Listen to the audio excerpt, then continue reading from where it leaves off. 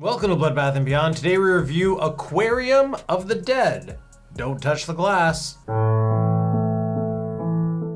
Directed by Glenn Miller, starring Vivica A. Fox, Eva Ceja, DC Douglas, Erica Duke, Anthony Jensen, Madeline Falk, and Brandon Lee W. This is the third film in the Zombie universe. It seems to take place at the same time as the first movie, where there's some kind of virus spreading throughout the aquatic creatures and they break loose. Now a group of people need to try and escape the aquarium of the dead. So what do we like? I like that this took place in an aquarium. That's the thing. They could have really not. It could have just been like a closet with a fish tank. So I'm thankful that this was like a Ripley's Aquarium location. I thought it was cool walking around and seeing stingrays floating in the back. Observe our oceans like never before at the Shining Sea Aquarium. I appreciate that they're trying to tie this into the Zombieverse. Easy.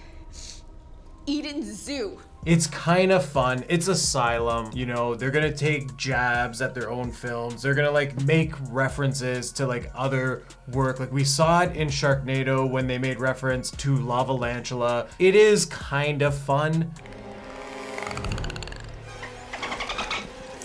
I didn't like a damn thing about this movie, so we're gonna go to the dislikes now. I don't understand how it was so bad. And let's be very clear. We started this channel and focused on indie films and Asylum movies. We are very well aware of what Asylum is capable of. And this is by far one of their worst movies. And it has nothing to do with the quality of the film. We know what we're getting into with poor CG animals and acting, which we'll touch base on later. But this is a story problem. This was a boring film. It was groups of people sitting in a room, having conversations, pretending that there was a greater threat on the other side of that door, and not actually seeing that threat. This is almost like the biggest scam of a movie I've ever seen in my life. 50 minutes of this film are just people talking about doing something and not doing shit.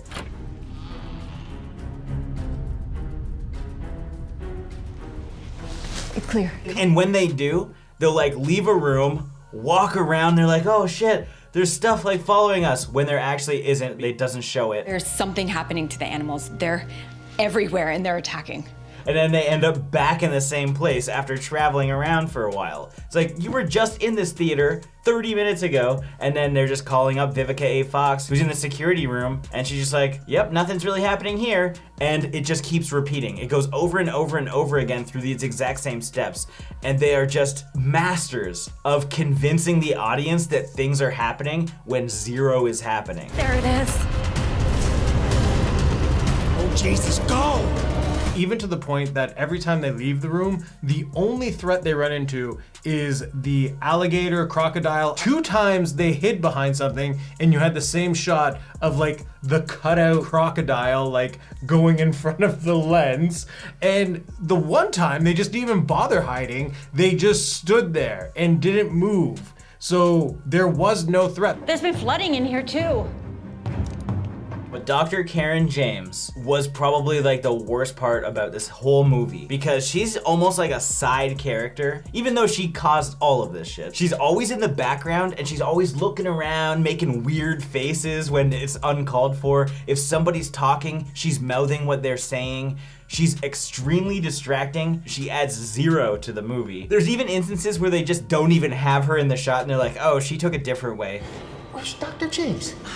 She took a different one. She's gonna meet us there. Even though we just sat here and we talked about it for 40 minutes, what do you mean? There's a different route? Yeah, she's gonna take a different route, but they just established that going through the vents is the only way out of this room. It's the only way that we'll get to the sea lion habitat.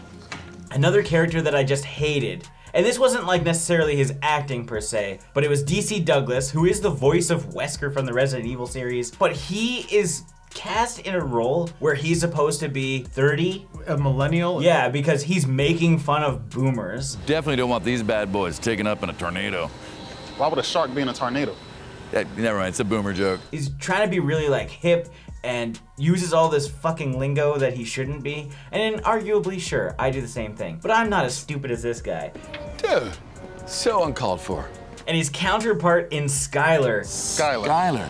Did not know that was also a dude's name. Is also super obnoxious. Again, he's probably doing what he was supposed to do, so not knocking their acting specifically, but like they're just such annoying characters. So what do we do? What do we do? Whatever we can. Whatever we can, whatever you can. You the one with the axe. Because one guy acts exactly like Kevin Hart, What you scared for? You got the axe. Will you please? I'm behind you with nothing. and the other guy is acting like he's 30 years younger than he is. I am younger than I look. Like, this is not how people talk. Nobody had a normal conversation in this entire film. And even still, 90% of the movie is a conversation. Just a heads up, the trailer looks awesome. We were between two movies. One was like a Rise of the Mummy, which looks 1,000 times better at this point. And we watched both trailers back to back and we're like, oh, easy, Aquarium of the Dead. Look at how action-packed it is. There's like 4 animals in the whole movie. There's almost 0 threat, and the rest is just people sitting there talking. Just for the record, not one of those creatures are a zombie. They're being called reanimated mammals or fish, We're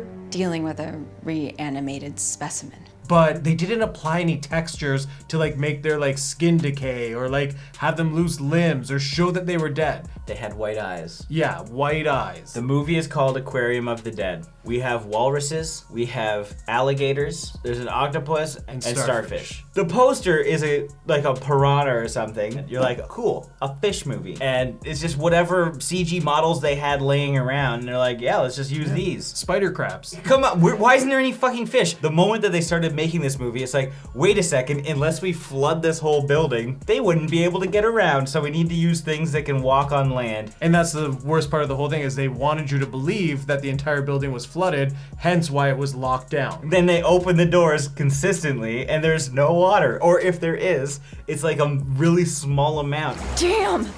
Flooded. It barely covered the bench that was on the ground. It's fucking frustrating. Oh, no. We haven't even touched on the most frustrating part. Spoiler alert, Vivica Fox's death is the most frustrating part in this entire movie. She jumps forward, she's falling backwards. I did not edit this. This is her full death, and it's just like, well, what do you mean? Wasn't she just jumping forward, screaming fried calamari with an axe? Deep fried calamari. My favorite. Nothing hits her, and then now she's just falling backwards and potentially drowns. It's the same thing when Skylar dies. I know, we're giving away all the deaths, all like 2 of them in this entire film. When he goes and attacks the walrus, you think, oh man, he just took that walrus out. Nope, he got hit by the walrus. Didn't look like it. The firemen are like patrolling the perimeter, and they're like, Dispatch, we got people running around in there.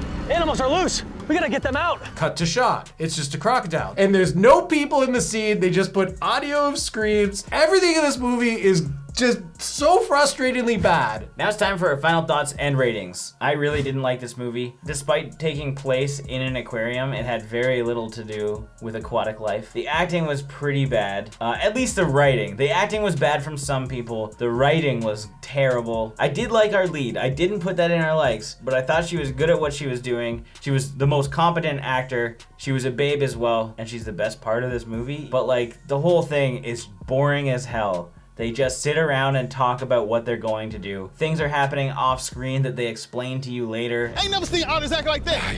I don't know. I haven't either. It's just not worth watching. So I'm gonna give this 0.5 blood source sucking starfishes out of 5. Oh my god, it's drinking her blood source. What you think you're going to get into is the exact opposite of what this film is. It's not fun. The writing was so unnatural. Even the best actors couldn't save this script. Oh my God. Oh my God. Are you okay? What was that thing? I don't know. Next time I'm taking the stairs. This has nothing to do with technical stuff. We know what the asylum is. We know what we're getting into. This is 100% on a poor script and how it was executed. This scar is gonna get me laid. It's very rare that we're cynical, but sometimes certain films will push us over the edge, and this is one of them. So that being said, I give this film 0.5 terrible one-liners out of 5. Crab legs, anyone? As always, thank you for watching. Like this video, comment below with your thoughts on the film if you've seen it. If you haven't and you do want to check it out, links are in the description. But I would recommend watching maybe Zoombies 1. Link is in the description to the review of that. You can also check it out in the card right now. And if this is your first time here, make sure you subscribe to the channel, stay up to date with everything Bloodbath and beyond.